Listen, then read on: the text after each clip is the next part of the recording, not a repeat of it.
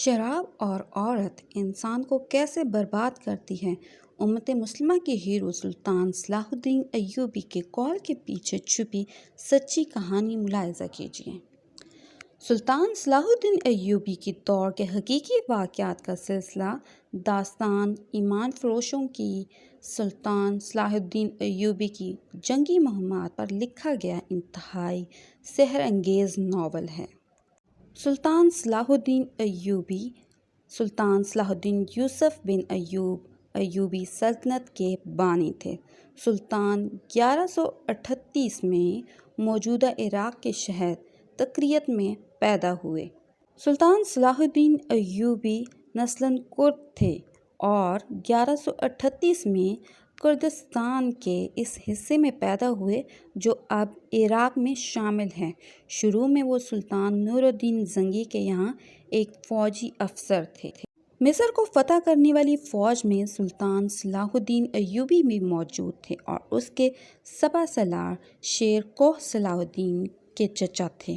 مصر فتح ہونے کے بعد سلطان صلاح الدین ایوبی کو 564 میں مصر کا حاکم مقرر کر دیا گیا۔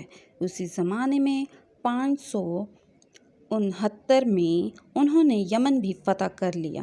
نور الدین زنگی کے انتقال کے بعد سلطان صلاح الدین ایوبی حکمرانی پر فائز ہوئے۔ تم پرندوں سے دل بہلایا کرو، سپاہ گردی انسان کے لیے ایک خطرناک کھیل ہے جو عورت اور شراب کا دل دادا ہو۔ یہ تاریخی الفاظ سلطان صلاح الدین ایوبی نے اپنے چچا زاد بھائی خلیفہ الصالح کے ایک امیر سیف الدین کو لکھے تھے۔ ان دونوں نے صلیبیوں کو درپردہ مدد، زر و جواہرات کا لالچ دیا اور سلطان صلاح الدین ایوبی کو شکست دینے کی سازش کی۔ امیر سیف الدین اپنا مال و متاع چھوڑ کر بھاگ گیا۔ اس کے ذاتی خیمگاہ سے رنگ برنگے پرندے، حسین اور جوان رقاصائیں اور گانے والیاں، ساز اور سازندے، شراب کے مہنگے مٹکے برآمد ہوئے۔ سلطان نے پرندوں، گانے والیوں اور سازندوں کو آزاد کر دیا اور امیر سیف الدین کو اس مضمون کا خط لکھا۔ تم دونوں نے کفار کی پشت پناہی کر کے ان کے ہاتھوں میرا نام و نشان مٹانے کی ناپاک کوشش کی، مگر یہ بھی نہ سوچا تمہاری یہ ناپاک کوششیں عالم اسلام کا بھی نام و نشان مٹا سکتی تھیں۔ تم اگر مجھ سے حسد کرتے ہو تو مجھے قتل کرا دیا ہوتا۔ تم مجھ پر 2 قاتلانہ حملے کرا چکے ہو، دونوں ناکام ہوئے۔ اب ایک اور کوشش کر کے دیکھ لو، ہو سکتا ہے کامیاب ہو جاؤ۔ اگر تم مجھے یقین دلا دو کہ میرا سر میرے تن سے جدا ہو جائے تو اسلام اور زیادہ سربلند رہے گا، تو رب کعبہ کی قسم میں اپنا سر تمہاری تلوار سے کٹوانا پسند کروں گا اور تمہارے قدموں میں رکھنے کی وصیت کروں گا۔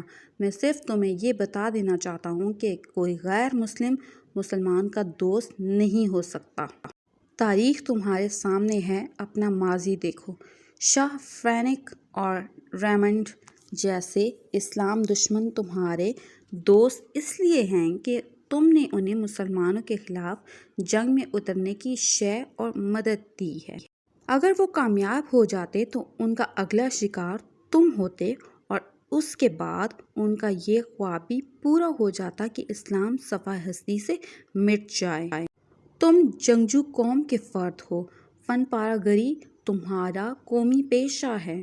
ہر مسلمان اللہ کا سپاہی ہے مگر ایمان اور کردار بنیادی شرط ہے۔ تم پرندوں سے دل بہلایا کرو، سپاہ گردی اس انسان کے لیے ایک خطرناک کھیل ہے جو عورت اور شراب کا دل دادا ہو۔ میں تم سے درخواست کرتا ہوں کہ میرے ساتھ تعاون کرو اور میرے ساتھ جہاد میں شریک ہو جاؤ۔ اگر یہ نہیں کر سکتے تو میری مخالفت سے باز آ جاؤ، میں تمہیں کوئی سزا نہیں دوں گا۔ اللہ تعالیٰ تمہارے گناہ معاف کرے۔ سلطان صلاح الدین ایوبی۔ ایک یورپی مورخ لینڈ پول لکھتا ہے، سلطان صلاح الدین ایوبی کے ہاتھوں جو مال غنیمت لگا اس کا کوئی حساب نہیں تھا۔ جنگی قیدی بھی بے اندازہ تھے۔ سلطان نے تمام تر مال غنیمت 3 حصوں میں تقسیم کیا۔ ایک حصہ جنگی قیدیوں میں تقسیم کر کے ان کو رہا کر دیا، دوسرا حصہ اپنے ساتھیوں اور غربا میں تقسیم کیا اور تیسرا حصہ مدرسہ نظام الملک کو دے دیا۔ اس نے اسی مدرسے سے تعلیم حاصل کی تھی، نہ خود کچھ رکھا اور نہ اپنے کسی جرنیل کو کچھ دیا۔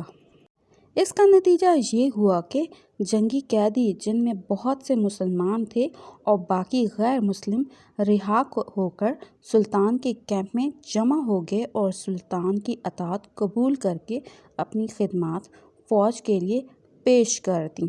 ایوب کی کشادہ ظفری اور عظمت دور دور تک مشہور ہو گئی۔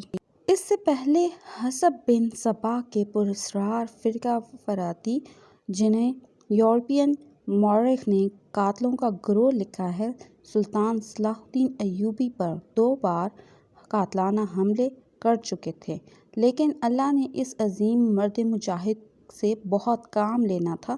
دونوں بار ایک معجزہ ہوا جس میں یہ مرد مجاہد بال بال بچ گیا۔ سلطان پر تیسرا قاتلانہ حملہ اس وقت ہوا جب وہ اپنے مسلمان بھائیوں اور صلیبیوں کی سازش کی چٹان کو شمشیر سے ریزہ ریزہ کر چکا تھا۔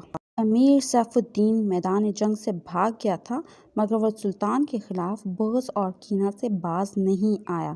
اس نے حسن بن صباح کے قاتل فرقے کی مدد حاصل کی۔